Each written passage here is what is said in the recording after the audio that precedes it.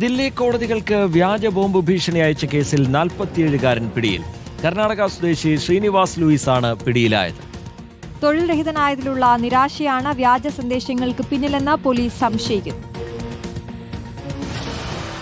ദില്ലിയിൽ കഴിഞ്ഞ ദിവസങ്ങളിൽ ഉണ്ടായ വ്യാജ ബോംബ് ഭീഷണികൾ ചെറുതൊന്നുമല്ല പോലീസിനെയും സുരക്ഷാ ഏജൻസികളെയും വലച്ചത്. ഭീകരബന്ധം മുതൽ കരിസ്ഥാൻ ബന്ധം വരെ ചുറ്റിപ്പറ്റിയിരുന്ന അന്വേഷണം കർണാടകയിൽ എത്തിയിരുന്നു. കോടതികൾക്കും സ്കൂളുകൾക്കും ഭീഷണി സന്ദേശം അയച്ചത് മൈസൂർ സ്വദേശി ശ്രീനിവാസ് ലൂയിസ് ആണ്. 2 ആഴ്ച വേണ്ടിവന്നു ദില്ലി സൈബർ പോലീസിന് പ്രതിയെ പിടികൂടാൻ.